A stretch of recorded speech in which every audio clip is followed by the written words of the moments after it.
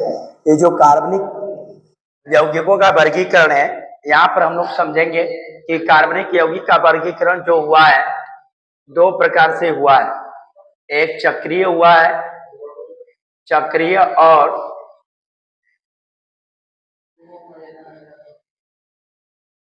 दूसरा है अचक्रीय। तो यहाँ पर हम लोग देखा था चक्रीय और चक्रीय के बारे में समझा था। अब यहाँ पर समझना है चक्रीय के बारे में।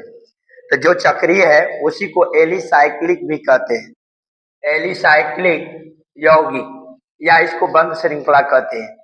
तो एलिसाइक्लिक होता क्या चीज है? तो एलिसाइक्लिक हम उसे कहते हैं जब कार्बन मिल करके, कार्बनों की संख्या जब मिल करके एक बंद आकृति का निर्माण करते हैं जिसमें इनकी संख्या समान भी होती है और असमान भी होती है। तो जब समान होगी उसको समचक्रीय कहेंगे, और जो असमान रहेगी उसको विषम चक्रीय कहेंगे।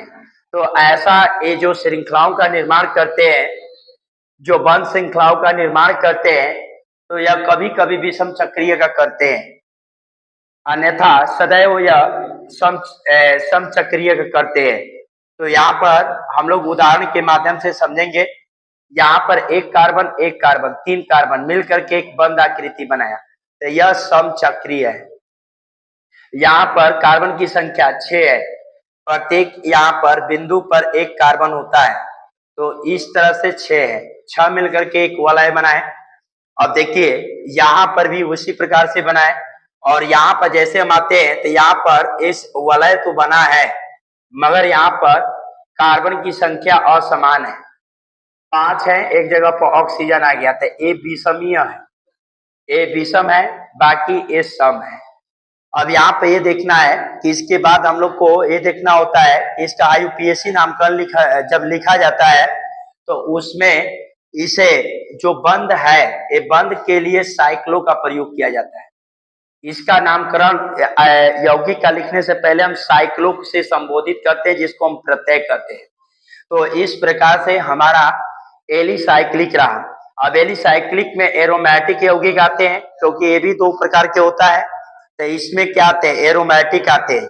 तो एरोमेटिक क्या होते हैं उसे आपको समझना है कि एरोमेटिक क्या होते हैं। तो एरोमेटिक वैसे यौगिक को कहते हैं जिसमें सामान्यतः यह बेंजीन के वलय से जुड़े होते हैं, और यही जो बेंजीन के वलय से जुड़े होते हैं इसी को हम एरोमेटिक कहते हैं।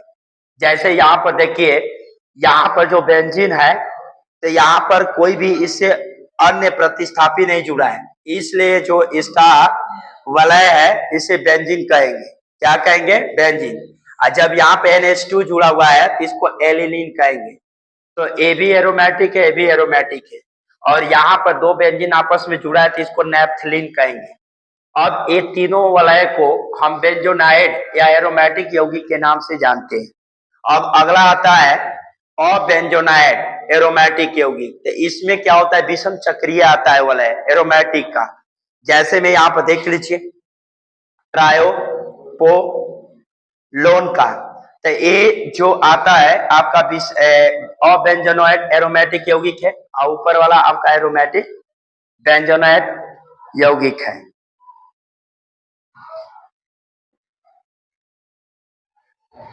चलिए देखिए, विषम चक्रीय एरोमेटिक यौगिक किसे कहते हैं? विषम चक्रीय एरोमेटिक यौगिक का अर्थ होता है कि जहां पर कार्बन की श्रृंखला चल रही है और आगे चल करके एक अन्य आ जाता है, तो इसको विषम चक्रीय कहते हैं। जैसे देखिए कार्बन कार्बन कार्बन, और यहाँ पर जो आया है विषम है, तो ये विषम चक्रीय हो गया, तो इसको हम कहते हैं फ्यूरेन। और यहाँ पर जो आया हुआ है, यहाँ पर सल्फर जुड़ा हुआ है, इसलिए इसको थायोफीन कहते हैं। यहाँ पर नाइट्रोजन। तो ऐसी जब वलय की आती है बंद आकृति में, तो इसको हम लोग बोलते हैं विषम चक्रीय। अगला आता है क्रियात्मक समूह या प्रक्रियात्मक समूह किसे कहते हैं? तो किसी भी कार्बनिक यौगिक में विशिष्ट प्रकार से जुड़े हुए परमाणु या परमाणुओं का जो समूह होता है, जिसमें कार्बनिक यौगिक के जो अभिलक्षणिक गुण होता है और रासायनिक गुणों में के लिए उत्तरदायित्व होता है उसे क्रियात्मक समूह कहते हैं। जैसे आपका ए बेंजीन है, तो ये बेंजीन है, तो यह एक कार्बनिक यौगिक है और जब यहाँ पर OH जुड़ गया, हाइड्रोक्सिल यहाँ पर आया हुआ है, इसका नाम हाइड्रोक्सिल है, जब ये जुड़ गया तो इसको हम कहते हैं फिनोल। तो ये जो क्रियाशील समूह है कार्बनिक यौगिक से जब जुड़ता है तो यह एक विशिष्ट प्रकार का कार्बनिक यौगिकों का निर्माण करता है। तो वैसे क्रियात्मक समूह जो कार्बनिक यौगिक में परिवर्तन करने के लिए उनके रासायनिक गुणों में जो परिवर्तन करते हैं या उसके रासायनिक गुणों की विशेषताओं को बढ़ा देते हैं, उनको हम कहते हैं क्रियात्मक समूह। जैसे OH आपको हाइड्रोक्सिल इसको कहते हैं, ये जो कि एक क्रियाशील समूह है, और CHO इसको एल्डिहाइड कहते हैं, COOH इसको कार्बोक्सिलिक कहते हैं। इसी प्रकार से C और O जुड़ जाता है तो इसको कीटो कहते हैं।